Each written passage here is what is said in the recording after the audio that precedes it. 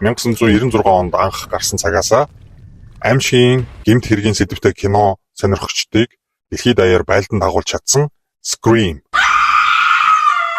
Зохиолч Кевин Вильямсны бичсэн Miramax болон Dimension кино студийн бүтээсэн энэ кино маш бага зардлаар 173 сая долларын ашиг зөвхөн кинотеатруудаас олж чадсан байдаг. Хамгийн гол нь зохиолч Кевин уг киноныхаа санааг 1990 онд Флоридад гарсан цуврал аллагаас сэдвлэн кино зохиол болгон бичсэн бөгөөд уг аимшигтай хэргийн талаар товч ярихаар бэлдлээ.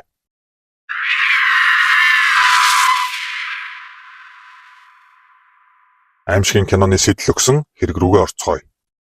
Эмзэг мэдрэмтгий насанд хүрээгүй бол сонсоод хэрэггүй шүү. 1989 оны 11-р сарын 7, Луизиана мужийн Шревпорт хэмээх жижиг хот. Уг хотын нэгэн орсон суугч хөршийнхэн машин гадаана байгаа хэрнээ хэд хоног огт харагдахгүй цонхны хөшгөөж өдөр огт нээхгүй байгааг анзаарч санаан зовон хаалгыг нь тогшоод ямар нэгэн хариу аваагүй тул хөшгөө дутуу хаасан нэг цонхны завсраар дотгошоо хараад өөрийн ирэхгүй бурхан минь гэж ойролдог. Зочны өрөөний шал тэр чигтээ цусаар бодогдсон байсан бөгөөд бусад өрөөнүүдэд ч бас маш аимшигтай дүр зураг харагдсан учраас яаралтай хотынхоо цагдаагийн албанд дуудлага өгдөг. Бүхий л болж бүтэхгүй элдв зүйлтэй тулдаг цагдаа нар ч байшин доторх дүр зургийг хараад шоконд орцгож байв. Зочны өрөө нүд халтрам 8 настай балчирхан Шон Грисмийн цогцос хурц том хотгаар тасар татуулсан хэвтэж байлаа. Харин техникийн өрөөнд түүний өвөө 55 настай Том Грисм доошоо харсан байдалтай ардаасаа болон уртаасаа маш олон хутгалуулж нас барсан олддог. Аллах уугаар дууссангүй. Унтлахын өрөөнөөс 24 настай Жули Грисмийн цогцос мөн олон хутгалуулсан.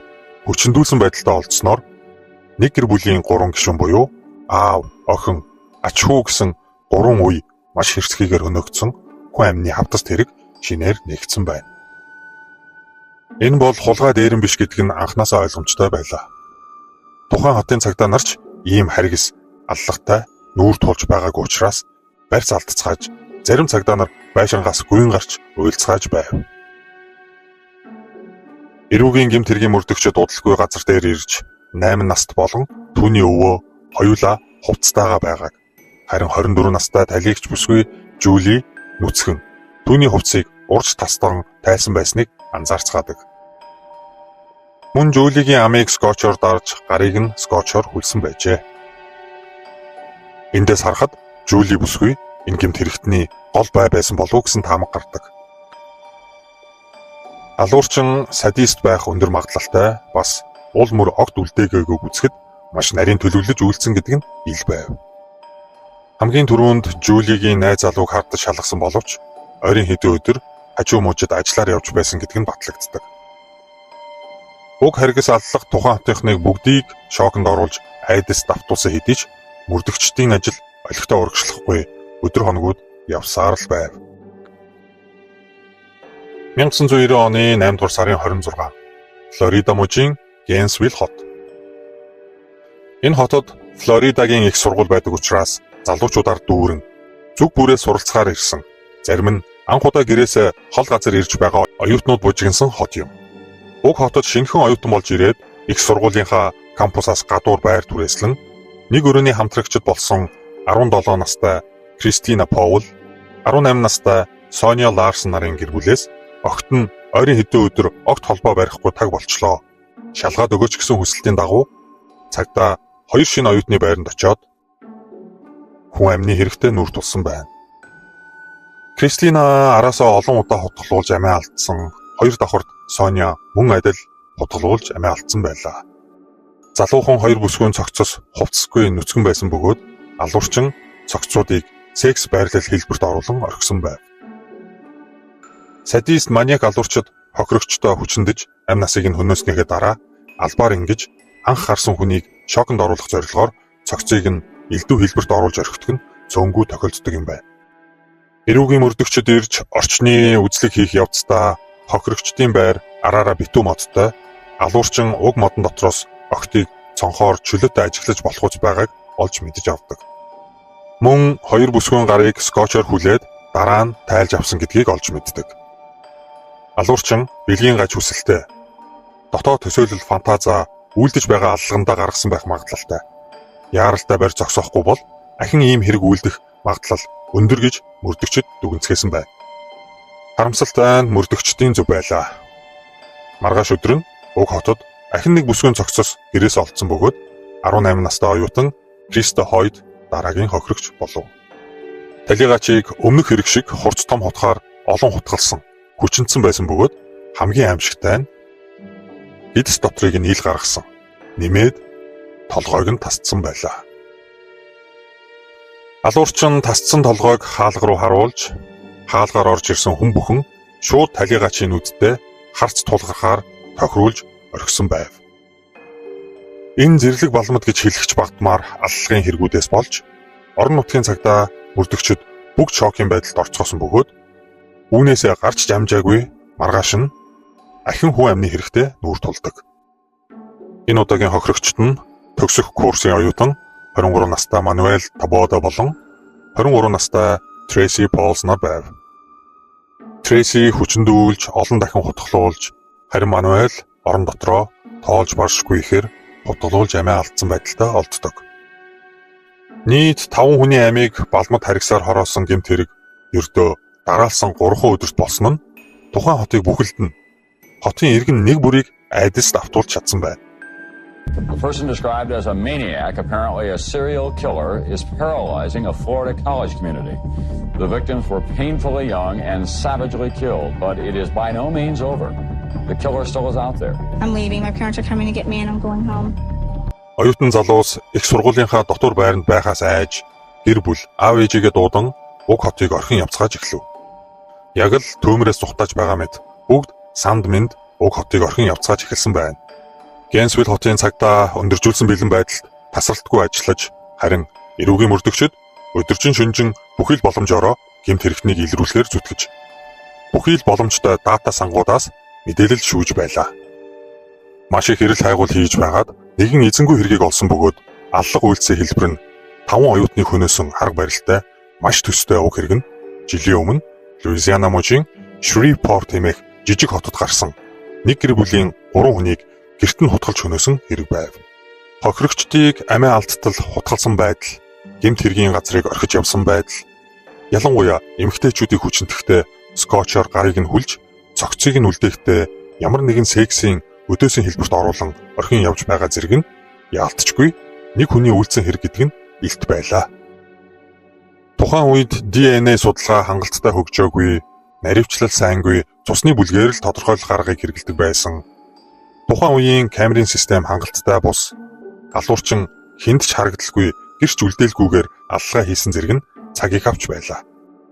Алуурчны цус нь Б бүлгийн түгээмэл биш цустай гэх мэт баг саг мэдээлэл мөрдөгчд цуглуулж чадсан хэдий ч хамгийн чухал асуулт болох энэ харгас алуурчин хэн бэ?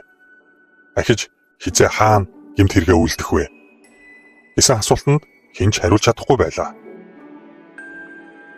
Энэ настай эмэгтэйг Синди Доббинс гэдэг. Тэдний хөршийг Джеймс Роллинг, түүний хүүг Дани Роллинг гэдэг бөгөөд ойр зургийн найзын харилцаатай байжээ.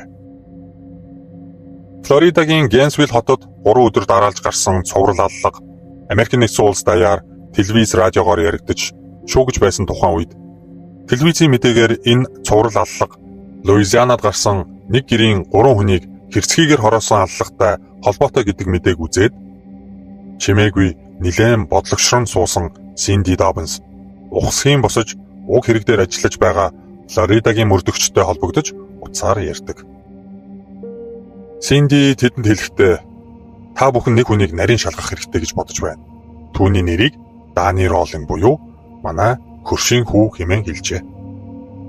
Данигийн гэр бүлийг олон жил мэддгийн хувьд мөн том болж насанд хүрсэн одоо 35 настай хэдий ч Дани заримдаа Рэмбо шиг хувцаслан том балиус утгаар хүн рүү бүлж байгаа мэт дасгал хийж бас мод руу шидэж зоодог байсныг Синди хэд хэдэн удаа харсан учраас энэ бүх эргэн тойронд гараад байгаа хутгалж хөнөөсөн гэмт хэрэгүүд Данитай холбоотой гэж бодсон нь энэ байж. Хамгийн гол нь нөхөр нь Даниг балиус утгаар гэрийнхээ арын модонд дасгал хийж байхад нь очиж ярилцах үед заримдаа би өөрийгөө ойлгохгүй юм аа. Хаяа би хүнд хутгаа зоож үзмээр санагддаг гэж Дани нөхөрт нь хэлсэн байна. Энэ бүгдийг эргэн санаад шууд цагдаа руу залгасан нь энэ байжээ. Мөрдөгчд Даниг олоход ядах юмгүй байлаа. Гэмт хэргийн бүртгэлийн самд нэрийг нь оруулахад Данигийн нэр гарч ирсэн бөгөөд сүүлийн аллах болсноос хэдхэн хоногийн дараа дээрмийн хэрэгээр баригдаж шоронд орсон Даниг олж явдаг. Туршлагатай мөрдөгчд түүнтэй уулзахаар шоронд очоод түүнийг хармагцаал алуурчин мөн болохыг мэдсэн гэцгээдэг. Нэг тийм эвгүй хүүтэй нэрхтэй харц биеийн хилэмж гэх мэт. Үнэхээр ч мөрдөгчдийн мэдрэмж алдсангүй. Цусны бүлэг бусад олон нотлох баримтуудыг үндэслэн түүнд ял тулгсан бөгөөд Дани анхны хэрэг болох Грисмийн гэр бүлийн 3 гишүүнээс бусад дээрх бүх харгас аллагыг үйлдсэн гэдгээ хүлээн зөвшөөрчээ. Тэрээр гадуур явж байхдаа таалагдсан эмэгтэйгээ дагаж мөрдөн ажиглаж гэрийг нь олж мэддэг бөгөөд маш сурамгай туршлагатайгаар уг эмэгтэйгээ цонхоор нь ажиглаж таашаал авдаг. Дотроо хамт байгаагаар төсөөлөн фантаз үүсгэн бэлгийн дур хүслээ өдөөдөг байж. Боломжийг анаж шүн болохыг хүлээж байгаад гэрт нь сэмхэн нэвтрэн орж хүчирхийлэл яргаллаа үлддэг. Энэ үед хохирогчд түүнээс айж хэлсэн бүгдийг нь гүйцэтгэж байгааг хохирогчдыг захирч чадаж байгаадаа. Тэдний өршөөл ирсэн харцыг харахтаа таашаал авч хэн нэгэнд чухал хүн болж тоогдож байгаа мэдрэмж авах нь түүнд маш их кайфтай байжээ. Дани Роллинг гэж яг хэн бэ? Яагаад ийм аимшигтай хүний ясноос гажууд харгислал үлдэх болов? Түүний бага нас гэр бүл ямархуу байсан бэ? Дани 1954 онд анхны хэрэг гарсан Луизиана мужийн Шревпорт хотод төрсөн. Түүний аав нь Вьетнамын дайнаас эргэж ирээд хотынхоо цагдаагийн албанд ажиллаж эхэлсэн цагдаа хүн байжээ. Гэвч бусдын нүдэнд ажил дээр сайн аав, сайн цагдаа боловч гэртээ маш аимшигтай хүчирхийлэгч новш байсан гэж Дани сүлд хэлсэн байдаг. Тэдний гэрт ааваас нь өөр хинч түүний зөвшөөрлгүйгээр бие дааж ямар нэгэн шийдвэр гаргаж болдоггүй. Үргэлж эхнэр хүүхдүүдээсээ ирж шалтгаан гарган хил амаар доромжилж зоддог. Ажлаасаа тараад ирэхэд нь орон хоол, бэлэн, ширээн дээр халуунч биш, хөөртөнч биш, идэхэд яг тохирсон байх ёстой бөгөөд хоол идэх үед нь хинч нүдэнд өртөх ёсгүй, хамт сууж болохгүй. Дани үргэлж аавдаа таалагдаж магтаалын үг сонсох гэж урд хойно орж хэлсэн бүгдийг нь хийдэг байсан боловч үргэлж зодуураар дуусдаг байв. Түүний ээж нэг удаа хэлэхдээ манай нөхөр Даниг жаахан л алдаа гаргаж хэлснээс нь зөрөхөд маш хэрцгийгээр шийтгдэг. Бүсээрээ ороолгож зоддог. Бүс бол хамгийн хөнгөн шийтгэл гэсэн байдаг. Нэг удаа Дани гудамжнаас гөлөг олоод маш их баярлаж гэрийнхээ ард хашаандаа тэжээж эхлэх үед нь аав нь гөлгийг нь алаад газарт болсон нь Данигийн тэр бяцхан зүрх сэтгэлд маш хүчтэй нөлөөлсөн байх гэж мэрэгчлэлтнүүд үздэг. Хэрвээ Дани өөрийгөө зугаад суулж ямар нэгэн байдлаар баясаж, инээж, хөөрч тоглох бүрт аав нь тэр бүгдийг бяц дэвсэн устгаж байлаа. Энэ бүх гэр бүлийн аимшигтай дарамт хүчирхийллээс үүдэн ээж нь сэтгцийн асуудалтай болж Данич бас ирээдүйд үлдэх харгас яргаллынхаа сэтгэл зүйг олж авсан байх. 9 наснаасаа эхлэн Дани гудамжаар их тэнэж аль болох гэртээ орохгүй байхыг хичээж эхэлсэн бөгөөд энэ үед айлын цонхоор нууцаар харж ажиглах дадалтай болж эхэлжээ. Гэр бүлээрээ ширээгээ тойрон хоолоо хамтдаа идэж байгаа инээд хөөрөөр дүүрэн жаргалтай айлыг харахаараа өөрийгөө тэдний дунд хамт байна гэж төсөөлж хэсэгхэн ч гэсэн тэдний жаргалыг мэдрэх гэж хичээдэг байснаа Дани цүүлд ярьсан байдаг. Ингэж айл гэр бүлийг цонхоор гаднаас нь нууцаар харах байдал нь улам хөгжиж 10 хэдэн нас хүрсэн үеэсээ эмэгтэйчүүдийг нууцаар хардаг болж эхэлсэн байна. Дутуу хагас хаасан хөшгөний цаана хувцас солих, уснаас нүсгэн гарах, орондоо орж байгаа, цаашлаад бэлгийн ажил хийж байгаа эмэгтэйчүүдийг хардаг болж эхэлсэн байна. Энэ үйлдэлтэй ч Дани маш дуртай байлаа. Цаг хугацаа өнгөрсөөр 20 нас хүрээд Дани эхнэр авч охинтой болж ажил төрөл хийгээд бусдын адил гэр бүлийн жаргалыг амсаж эхэлсэн боловч энэ бүхэн удаан үргэлжилсэнгүй. 2 жилийн дараа гэхэд тэрээр эхнэрээ баг багаар контролдож Хэрв хэлснээс нь өөр байх юм бол шууд зодох гэж дайрдаг. Бүр цаашлаад эхнэр хүүхдтэй буу тулгадаг хүчирхийлэгч болж хөрсөн байна. Яг л аав шигэ. Түүний эхнэр энэ бүгдийг үл твчин охиноо аван дайнигаас салж явжээ. Үүний дараа тэрээр ажлаасаа халагдаж хулгай дээрмийн хэрэгээр 3 удаа шорон оронд орж гарч явсаар 1989 он болж дээрх хүнээс гарамгүй балмад аллуудаа үйлдсэн юм байна. Түүний шүүх хурал 1991 оны 11-р сард болсон бөгөөд 5 оюутныг маш хэрцгий боломдоор алж хүчирхийлсэн хэрэгтээ цаазын ял авсан юм. It is ordered in a judge that the defendant Danny Harold Rawling is hereby sentenced to death.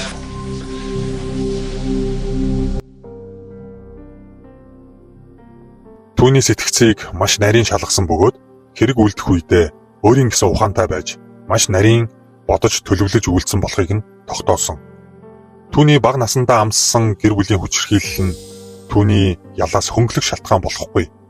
Түүнд аль замаар явах вэ гэдэг сонголт үргэлж байсан гэж шүүгчид үзжээ. Түүний цаазын ялыг 15 жилийн дараа 2006 оны 10 сарын 25-нд гүйцэтгсэн бөгөөд цаазлуулахаасаа хэдхэн хормын өмнө хойтхыг нь уншсан ламд Дани нэгэн зурвас өгсөн байна. Уг зурваст тэрээр Грисомын гэр бүлийн 3 гишүүнийг бий алсан гэж бичсэн байлаа. Үнэхээр аимшигтай хэрэг, бас дэндүү харамсмаар сайхан залуучууд үргэцсэн. Бид анхнаасаа алуурчин аратан болж төрдөггүй. Харин бид өөрсдөө аратныг бүтээдэг гэдэг ямар үнэн үг болохыг энэ харамсалтай хэрэгээс харж болохоор. Даниг хүүхэд байхад нь жаахан ч гэсэн хайр гэж юу болохыг үзүүлж мэдрүүлсэн бол бүх зүйл өөр байх байсан даа гэж өөрийн ирэхгүй бодогдлоо. Та бас энэ талаар саналаа хуваалцаж комент үлдээгээрэй. Subscribe дарж бичлэгийг маань тогтмол үздэг үзэгчдтэй чин сэтгэлээсээ талархаж байгаагаа ахин илэрхийлье. Хэрв та амжаагүй байгаа бол яг одоо subscribe дараарай. Танд баярлалаа. Бие биенээ хайрлцгаая, ялангуяа хүүхдүүдтэй хайрыг мэдрүүлцгээе. Түр баяртай.